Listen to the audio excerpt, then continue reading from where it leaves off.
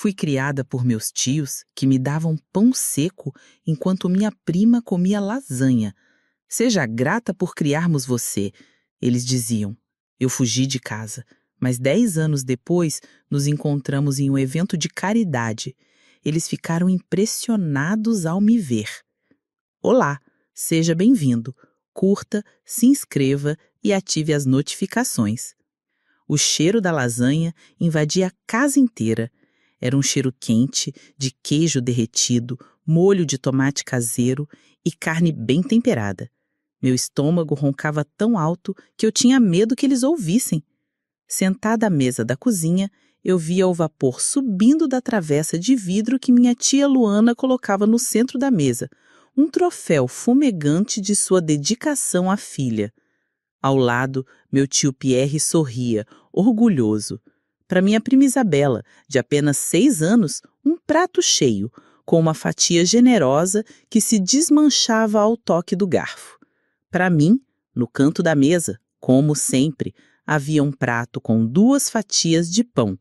Pão de ontem, seco. Come, Sara, e agradeça por ter um teto sobre sua cabeça e comida na mesa, disse minha tia Luana, sem nem mesmo me olhar. Sua voz era como o ranger de uma porta velha, sempre carregada de um desprezo que me gelava por dentro. Seus óculos de grau refletiam a luz da lâmpada, escondendo seus olhos, mas eu não precisava vê-los para saber que me olhavam com frieza. Meu tio Pierre, um homem que poderia ser considerado bonito, se não fosse pela fraqueza em seu olhar, apenas limpou a boca com um guardanapo. Ele nunca me defendia, nunca dizia uma palavra. Sua covardia era, de certa forma, pior do que a crueldade da minha tia. Pelo menos era direta em seu desprezo. Ele apenas assistia, cúmplice silencioso da minha humilhação diária. Eu tinha 10 anos, na primeira vez que me lembro de comer pão seco, enquanto Isabela comia lasanha. Meus pais haviam falecido há alguns meses em um acidente de carro, e eu fui morar com os únicos parentes que tinha. No início, achei que era temporário. Achei que o luto os deixava distantes, mas os dias viraram meses e os meses viraram anos. A lasanha virou bife à parmegiana, frango assado, macarronada de domingo. E o meu pão continuava sendo apenas pão. Às vezes, se sobrasse algo do jantar deles e minha tia estivesse de bom humor, o que era raro, ela me dava um prato de arroz frio. Para não estragar, ela dizia.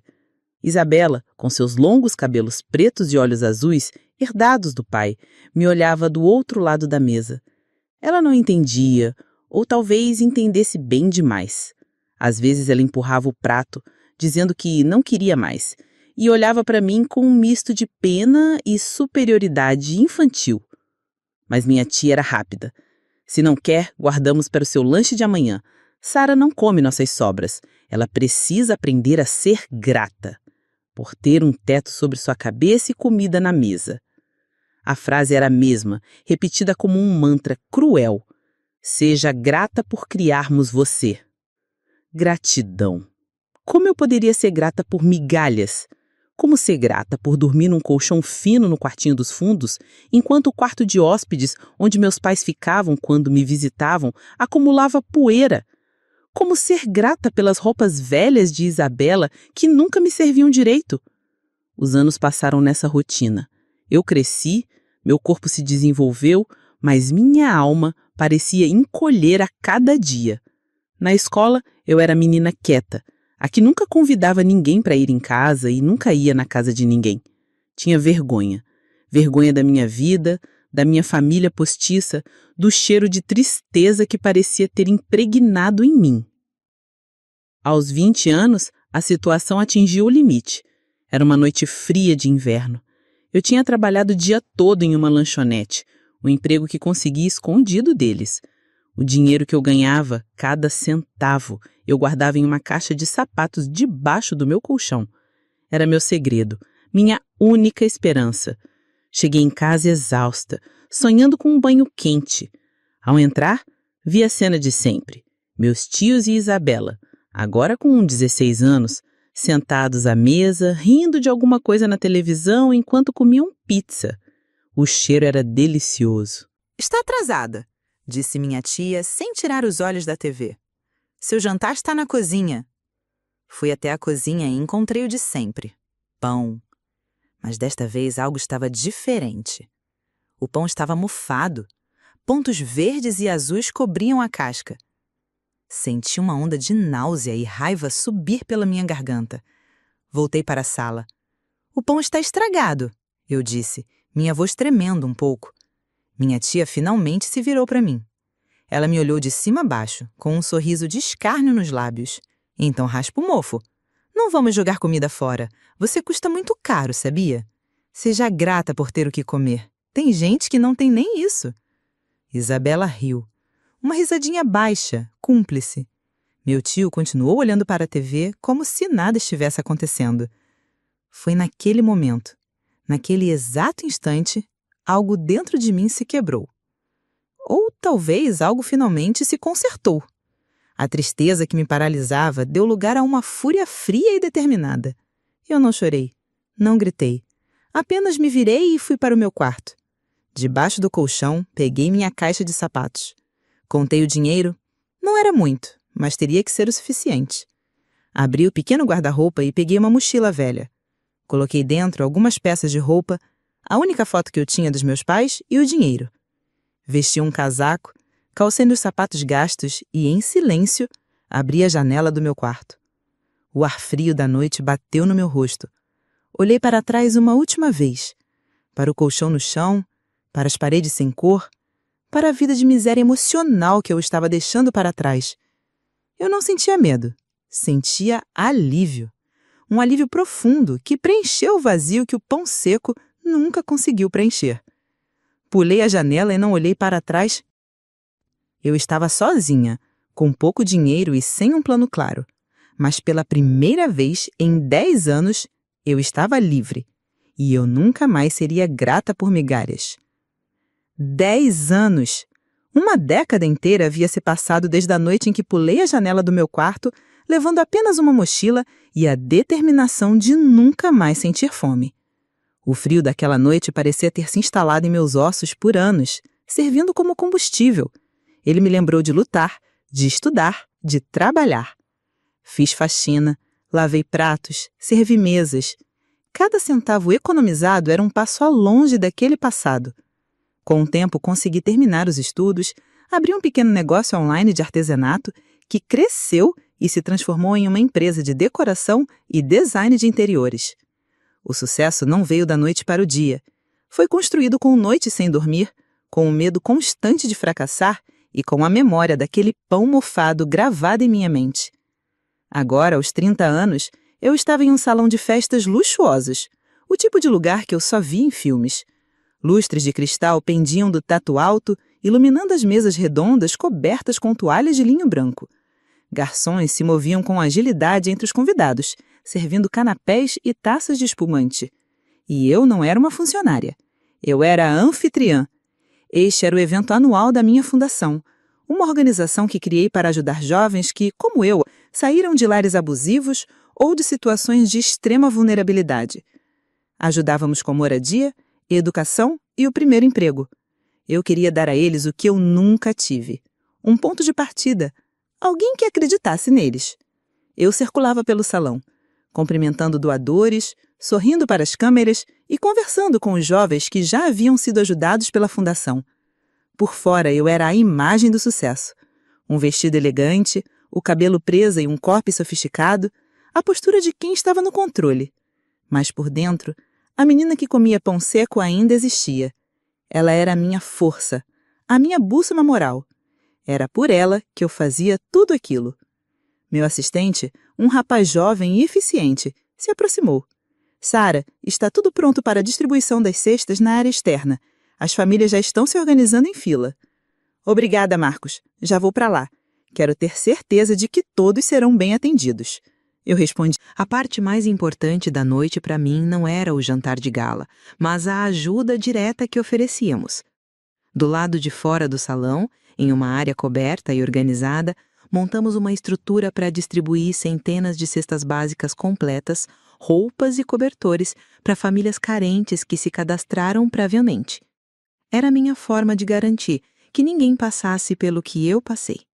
Fui para a área externa. A fila era longa, mas ordenada. Havia mães com crianças de colo, idosos, homens e mulheres com um cansaço estampado no rosto, mas também com um brilho de esperança no olhar. Eu gostava de estar ali, de conversar com as pessoas, ouvir suas histórias. Era um lembrete do propósito de tudo aquilo. Enquanto caminhava ao longo da fila, meu coração parou. Por um segundo, o ar me faltou e todos os sons ao meu redor desapareceram. Ali, no meio daquela gente sofrida, estavam eles, meu tio Pierre, minha tia Luana e minha prima Isabela. O tempo não havia sido gentil com eles. A arrogância que eu me lembrava no rosto da minha tia havia sido substituída por linhas amargas de preocupação. Seus cabelos loiros, sempre impecáveis, estavam desgrenhados e sem vida. Meu tio parecia mais velho, encurvado, o brilho dos olhos azuis apagado por uma derrota profunda. E Isabela, a menina mimada que comia lasanha, agora era uma jovem de 26 anos, magra demais, com roupas gastas e um olhar perdido que não conduzia em nada com a adolescente petulante que eu deixei para trás. Eles não me viram. Estavam de cabeça baixa, concentrados em avançar lentamente na fila, como se temessem ser reconhecidos ou expulsos. Senti um turbilhão de emoções. Um calafrio percorreu minha espinha. A menina de 20 anos dentro de mim queria correr, se esconder, mas a mulher de 30, a mulher que eu havia me tornado, fincou os pés no chão. Fiquei ali, parada, a uma distância segura, apenas observando. O que teria acontecido? Ouvi fragmentos de conversas na fila, pessoas comentando sobre uma grande empresa da região que havia falido recentemente, levando junto as economias de muitos investidores. Lembrei-me de ouvir meu tio se gabando de um investimento infalível anos atrás, um negócio que o tornaria rico. Parece que o destino tinha seus próprios planos. Eles perderam tudo. A casa confortável, o carro, o status. Agora estavam na fila para receber uma cesta básica. A ironia era tão avassaladora que quase me fez rir, mas o som morreu na garganta. Ver minha tia, a mulher que me humilhava por um pedaço de pão, estendendo a mão para receber comida de caridade, da minha caridade, era algo que a minha mente mal conseguia processar. Ela, que me dizia para ser grata por ter o que comer, agora dependia da bondade de estranhos para alimentar sua família. E o pior, ou talvez o mais justo, era que a estranha responsável por aquele ato de bondade era a menina que ela tanto desprezou.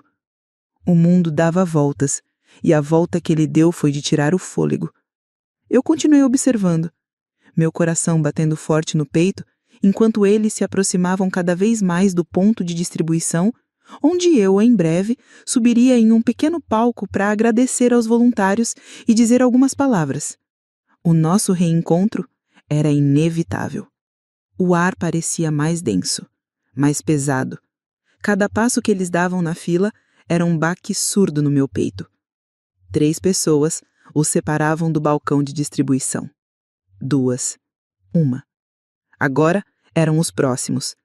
Uma voluntária sorriu para eles, pegando uma grande caixa de papelão cheia de alimentos. Foi nesse exato momento que Marcos, meu assistente, tocou meu braço. Sara, está na hora. Todos estão esperando por você. Respirei fundo. Era o momento. Caminhei em direção ao pequeno palco montado ao lado da área de distribuição. Eram apenas 3 degraus, mas pareciam a escalada de uma montanha. Ao subir, o mundo se abriu. De repente, eu não estava mais escondida na lateral. Estava sobre os holofotes, visível para todos. E, principalmente, visível para eles. O primeiro a me ver foi meu tio Pierre. Seus olhos, antes fixos na cesta que receberia, se ergueram lentamente. Eles percorreram meu corpo, meu vestido, meu rosto. Vi o exato segundo em que a confusão se transformou em reconhecimento. Seus olhos azuis se arregalaram, A boca se abriu ligeiramente em um ó mudo de puro choque. Ele congelou. A mão que estava estendida para a cesta de doações parou no ar. A cor sumiu de seu rosto, deixando-o pálido, fantasmagórico.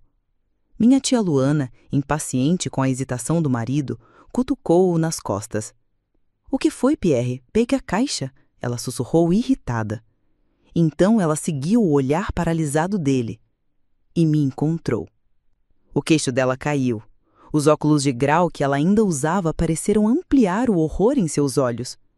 Vi a engrenagem em sua mente girar, tentando processar o impossível. A menina faminta, a menina do pão seco, a fugitiva sem futuro, estava ali, em um palco, dona de tudo aquilo.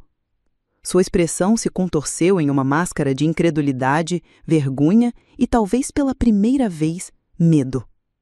Ela deu um passo instintivo para trás, como se quisesse se fundir com a multidão, desaparecer. Isabela foi a última. Ela olhou do pai para a mãe, sem entender, e depois para mim. Seu rosto, já marcado pela dificuldade, se contraiu em uma careta de confusão. Me analisou por um longo tempo e então vi a faísca da memória em seus olhos. Seus lábios tremeram. A prima que ria de mim, que se deliciava com sua lasanha enquanto eu roía a minha casca de pão, estava me olhando de baixo com os olhos cheios de uma humilhação tão profunda que era quase palpável. Ela baixou a cabeça imediatamente, os longos cabelos pretos, agora sem brilho, caindo sobre seu rosto como uma cortina, tentando escondê-la do mundo. E eu? Eu os encarei. Um por um. Meu coração martelava contra as minhas costelas como um prisioneiro tentando escapar. Memórias surgiram sem permissão. O frio do quartinho dos fundos, a dor da fome, o som da risada deles vindo da sala. Por um instante eu fui novamente a menina, de 10, 15, 20 anos. A menina fraca e assustada. Mas eu sufoquei essa menina. Forcei o ar para meus pulmões e ancorei meus pés no chão do palco. Meu rosto permaneceu como uma tela em branco. Não esbocei um sorriso, nem uma careta de desprezo, nada. Apenas um olhar. Um olhar frio, distante, que atravessava os 10 anos de silêncio e a distância de poucos metros que os separavam. Um olhar que dizia, sem precisar de palavras, eu sei quem vocês são, e eu sei o que vocês fizeram. O silêncio deles era confissão. A vergonha deles era prova. Eles estavam ali de mãos estendidas, não para mim, mas para o que eu representava, a esperança que eles mesmos me negaram. O mundo havia girado de uma forma tão espetacular, tão completa, que a cena parecia tirada de um roteiro impossível. A menina que eles criaram com migalhas agora tinha o poder de alimentá-los. Marcos me entregou o microfone. O metal gelado em minha mão me trouxe de volta à realidade. A fila atrás dos meus tios começou a se agitar, as pessoas murmurando pela demora. A voluntária no balcão olhava para eles, confusa, sem entender por que não pegavam a doação. O tempo pareceu parar. Naquele breve momento de confronto silencioso, eu era o Sol e eles planetas minúsculos, presos na minha órbita, incapazes de escapar do meu brilho. Eu podia destruí-los com uma única palavra, podia apontar o dedo e contar a todos quem eles eram, podia humilhá-los como eles me humilharam por uma década. A tentação era forte, um sussurro sombrio na minha mente. Mas ao olhar para a multidão, para os outros rostos necessitados, lembrei-me do porquê de estar ali. Não era por eles. Nunca mais seria por eles. Ajustei o microfone. Meu olhar passou por eles como se fossem apenas mais 3 rostos anônimos na multidão e se fixou no horizonte. Minha expressão não mudou. Era a calma de um oceano profundo que esconde a força de uma tempestade. Respirei fundo mais uma vez, o peito se enchendo de poder, e levei o microfone aos lábios. A hora do meu discurso havia chegado. O som da minha respiração ecoou por um segundo nos alto-falantes, antes de eu começar a falar. Meus olhos varreram a multidão, passando deliberadamente por cima dos 3 rostos paralisados, que me observavam com uma mistura de pavor e súplica. Eu os ignorei. Eles não eram mais o centro do meu universo. Eram apenas uma nota de rodapé na minha história. Boa noite a todos. Comecei, minha voz firme e clara, sem qualquer traço de hesitação. Obrigada por estarem aqui. Olhando para vocês, eu não vejo apenas rostos em uma multidão. Eu vejo histórias. Vejo a força de mães que lutam para colocar comida na mesa, a dignidade de pais que enfrentam o desemprego, a resiliência de pessoas que, apesar das dificuldades, não desistem. Eu fiz uma pausa, sentindo o peso de cada palavra. Meu discurso não era para eles, mas era por causa deles. Eu sei o que é ter fome, continuei, e senti um arrepio coletivo percorrer a plateia, e vi minha tia se encolher como se tivesse levado um soco. Mas existe uma fome que dói mais do que a do estômago. É a fome de respeito. A fome de uma palavra gentil. A fome de alguém que olhe para você e veja o seu valor, e não o seu fardo. Muitas vezes, um gesto de bondade pode alimentar uma alma por muito mais tempo do que um pedaço de pão. Meu olhar era distante, mas meu coração estava presente em cada sílaba. Eu falava da minha própria dor, mas a transformava em uma mensagem universal de esperança. Esta fundação nasceu de um princípio simples. Ninguém deveria ter que implorar por dignidade. Ninguém deveria ter que se sentir grato por receber o mínimo. A ajuda, a solidariedade, não é um favor. É um dever. É a prova de que, apesar de tudo, mas ainda nos importamos uns com os outros. Hoje, vocês sairão daqui com uma cesta de alimentos, com roupas, mas eu espero do fundo do meu coração que saiam também com a certeza de que não estão sozinhos. As pessoas ouviam com atenção. Algumas enxugavam as lágrimas. Vi meus tios e minha prima imóveis, as cestas de doação esquecidas em suas mãos. Eles não estavam mais me vendo como a sobrinha que fugiu. Estavam vendo a mulher que eu havia me tornado. E a cada palavra que eu dizia, o abismo entre nós se tornava maior. Para garantir que esse trabalho continue e alcance ainda mais pessoas, anunciei, chegando ao final do meu discurso, tenho o prazer de informar que farei uma doação pessoal à Fundação esta noite, no valor suficiente para dobrar nossa capacidade de atendimento no próximo ano. Uma onda de aplausos e gritos de alegria explodiu na multidão. Eu sorri. Um sorriso genuíno pela primeira vez naquela noite. Era por isso que eu estava ali. Era essa a minha verdadeira vitória. Desci do palco em meio aos aplausos e fui imediatamente cercada por voluntários e beneficiários que queriam me agradecer. Enquanto eu conversava com uma senhora idosa, senti uma presença ao meu lado. Virei-me e dei de cara com eles. Estavam ali, os três, parecendo ainda menores e mais frágeis do que na fila. Meu tio Pierre deu um passo à frente, a boca se movendo, mas nenhum som saindo. Foi minha tia Luana que falou primeiro. Sua voz era um sussurro rouco, irreconhecível. Sara, nós queríamos agradecer pela comida. Ela não conseguia me olhar nos olhos. Eu me virei para ela, olhei para o seu rosto, para o do meu tio e para da minha prima, que ainda se escondia atrás dos pais. E no fundo da minha alma, eu procurei pela raiva, pelo ódio, pela necessidade de fazê-lo sofrer. E não encontrei nada, absolutamente nada. Havia apenas um vazio, um silêncio. Eles eram estranhos para mim, estranhos com rostos familiares. Fico feliz em poder ajudar, respondi. Minha voz era polida, calma e completamente impessoal. Era a mesma voz que eu usava com qualquer outro doador ou desconhecido. Você se tornou... Espero que a cesta seja útil para vocês. Eu interrompi, com a mesma cortesia fria. Temos voluntários à disposição caso precisem de mais alguma informação. Tenham uma boa noite. Com um leve aceno de cabeça, eu me virei e me afastei, deixando-os parados no meio da multidão. Não olhei para trás. Não precisava. Senti seus olhares queimando nas minhas costas, mas eles não tinham mais poder sobre mim. Naquele momento, eu entendi tudo. A melhor resposta para a crueldade deles não era um confronto gritado, não era uma humilhação pública. A melhor resposta era o meu sucesso, a minha felicidade, a minha capacidade de transformar a dor que eles me causaram em algo positivo em algo que ajudava centenas de pessoas. Eles me deram pão seco e eu construí um império capaz de distribuir banquetes. Perdoá-los? Sim, eu os perdoava, não por eles merecerem, mas porque eu merecia paz. O perdão não era um presente que eu lhes dava, era uma corrente que eu quebrava de mim mesma. Mantê-los por perto? Nunca. Eles eram parte de um passado que eu havia superado.